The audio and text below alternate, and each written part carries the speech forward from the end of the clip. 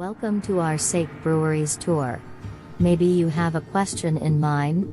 What are those sake barrels you see in Shinto shrines in Japan? Sake, the traditional Japanese rice wine, holds a significant place in Japanese culture, being associated with rituals, celebrations, and religious ceremonies. In Japanese shrines, sake barrels play a prominent role, serving as symbolic offerings to deities. In this video, we'll take you on a journey through the rich history of sake, explore the intricate brewing process, and, of course, indulge in some tasting. So, let's dive in.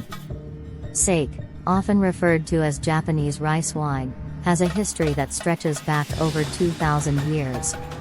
It's deeply rooted in Japanese culture and is traditionally enjoyed during special occasions, festivals, and ceremonies. The earliest records of sake date back to the Heian period. Back then, sake was made using a method called kuchikami no sake, where rice was chewed and then spit into a container for fermentation. The process of sake brewing we know today was developed during the Nara period, around the 8th century. By the Edo period, sake brewing had become a professional industry, with specialized equipment and techniques. Now, let's take a closer look at how modern sake is made. The brewing process involves several key steps: polishing the rice, washing and soaking, steaming, fermenting, and finally, pressing and pasteurization. The first step is rice polishing. This removes the outer layers of the rice grains, leaving the starchy core. The more the rice is polished, the more refined the sake will be. Next, the polished rice is washed and soaked to prepare it for steaming. Steaming the rice is crucial as it makes the starch more accessible for fermentation. After steaming, the rice is cooled and mixed with a special mold called koji, which converts the rice starches into fermentable sugars. The fermentation process can take several weeks. During this time, the mixture is carefully monitored to ensure the right balance of flavors. Now that we've seen how sake is made, it's time to taste. Joining us is a sake sommelier who will guide us through a tasting session today. We'll be tasting 3 different types of sake: junmai, ginjo, and daiginjo.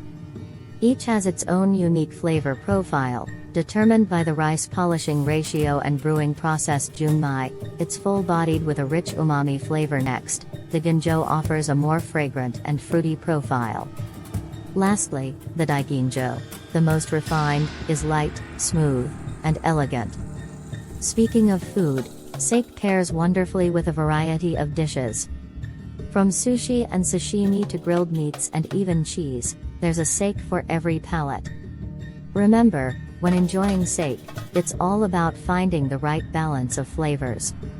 So, experiment and see what works best for you. Thank you for joining us on this sake brewery tour. We hope you've enjoyed learning about the history, brewing process, and the delightful tasting experience. Don't forget to like, comment, and subscribe for more fascinating tours and cultural insights.